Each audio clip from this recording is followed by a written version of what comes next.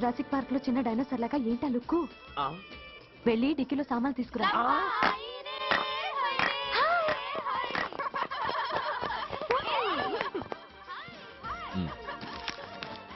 పర్వాలేదు, ఉంచుకో. డిక్కితి.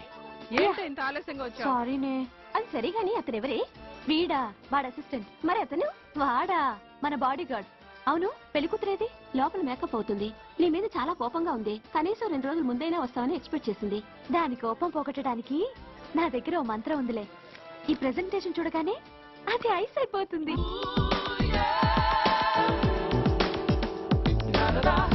రండి, దాని దగ్గరికి వెళ్దాం.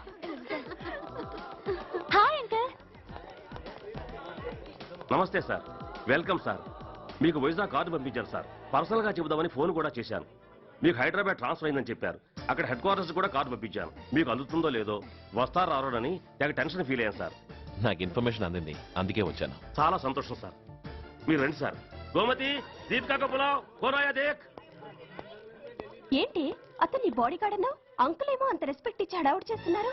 ఉండవే, అసలే మతిపోయి నేను ఏడుస్తుంటేను. హలో, ఏంటి జురాసిక్ పార్క్ లో పెద్ద డైనోసార్ లా మొహం పెట్టావు? షాక్ అయ్యావా? అప్పుడే ఏమైంది? ఇంకా ముందుంది. ఇదిగో నీ బ్యాగ్, ఇదిగో నీ పెట్టి.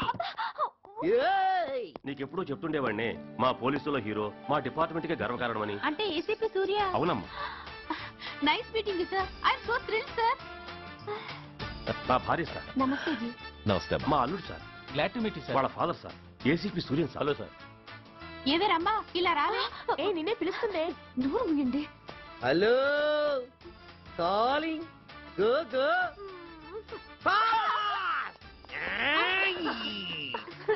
సార్ సార్, రమ్మ అని నా close friend sir. ACP Suryam గారే. బావకి మరదల్ని కొత్తగా పరిచయం చేస్తున్నారేంటి? మరదలా? ఓహో, ఇది పెళ్లి మండపం కాదు, పెళ్లి కూతుళ్ళ ఫ్యాక్టరీ. ఇండియాలో ఉండే పెళ్లి కూతుళ్ళందరూ ఇక్కడే ఉన్నారు. ఇక్కడే ఇప్పుడే ఏదో ఒక అమ్మాయిని సెటప్ చేసుకుంటారు.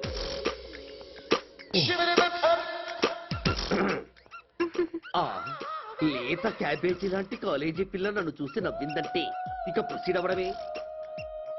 Hello, hi. Excuse me. నన్ను చూసి మీరు నవ్వారంటే డెఫినెట్ గా నేను మీకు నచ్చుండాలి. ఏమై కరెక్ట్? ఆహా, ఇంకా ఎందుకు ఆలస్యం? పదండి, పార్క్ వెళ్దాం. అమ్మో, పార్కు కా? ఎందుకు? ఎందుకేమిటి, మనసు విప్పి మాట్లాడుకోవడానికి. అమ్మో వద్దండి, మాది అసలే సాంప్రదాయమైన కుటుంబం. మీరు నన్ను పార్కుకు తీసుకువెళ్తారు, అక్కడున్న లవ్ జంటలు చూసి మనం కూడా అలా మాట్లాడుకుందామని నా భుజం మీద చేయిస్తారు. ఆ తర్వాత నన్ను ఏ పొదల్లోకి తీసుకెళ్తారు. అమ్మో, అక్కడ ఏ తప్పో జరిగిపోతుంది. వద్దండి, మాది అసలే సాంప్రదాయమైన కుటుంబం. అయ్యయ్యో, నేను అలాంటి వాడిని కాదండి. నేను మిమ్మల్ని ఏమీ చేయను. పోనీ పార్క్ వద్దంటే మనిద్దరం కలిసి సినిమాకి వెళ్దాం. సినిమాకా? అమ్మో వద్దండి, మాది అసలే సాంప్రదాయమైన కుటుంబం. ఇద్దరం సినిమాకి వెళ్ళాక న్యూస్ అవగానే లైట్లు ఆపేస్తారు. ఆ తర్వాత మీరు చిన్నగా నా భుజం మీద చెయ్యేస్తారు. ఆ చీకట్లో లిప్ టు లిప్ కిస్ చేస్తారు.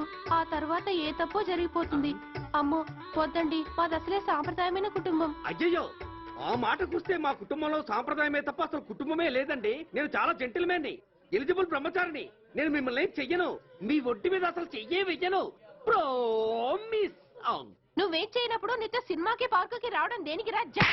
అమ్మో, సాంప్రదాయమైన కుటుంబం అంటే అర్థం ఇదా? కొంపదీసి ఎవరు చూడలేదు కదా? నేను చూశాను కదా. పడక నీ కంట్లోనే పడ్డానా తల్లి?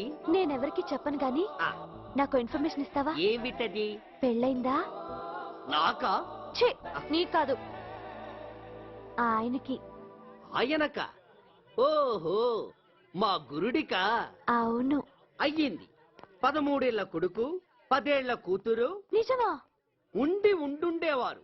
మనం చెప్పినప్పుడు వారు పెళ్లి చేసుకుని ఉంటే. అబ్బా, ఎందుకు కొట్టావు? ఆయనకి పెళ్ళైందని చెప్పి అనవసరంగా నన్ను టెన్షన్ పెట్టినందుకు. ఆయనకి పెళ్ళైతే నీకెందుకమ్మా టెన్షను? అందుకు.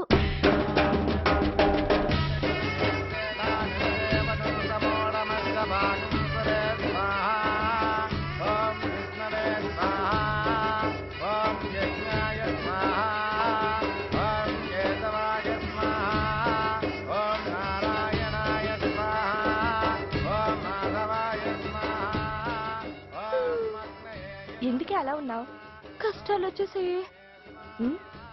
ఎవరికే? ఇంకెవరికి? మా నాన్నకి. ఎందుకు? నాకు నన్ను ఉద్యోగంలో తీసాడు. ఎందుకు తీసాడు? నిద్రపోతున్నానని. నిద్రపోతుంటేనే ఉద్యోగం తీసేస్తారా? ఆ టైంలో నేను కారు నడుపుతున్నానులే. నువ్వు నిద్రపోతూ కారు నడుపుతా ఉన్న విషయం వాడికి అంత లేట్ గా తెలిసిందా? ఆడికక్క తెలిసింది, నేను చెట్టు గుద్దిన తర్వాత కానీ తెలియదు. ఒరే, నువ్వింత వెధవ్ అని తెలిసిన తర్వాత ఏ వెధవ నీకు ఉద్యోగం ఇస్తాడరా? అందుకే కదా నీ దగ్గరికి వచ్చాను.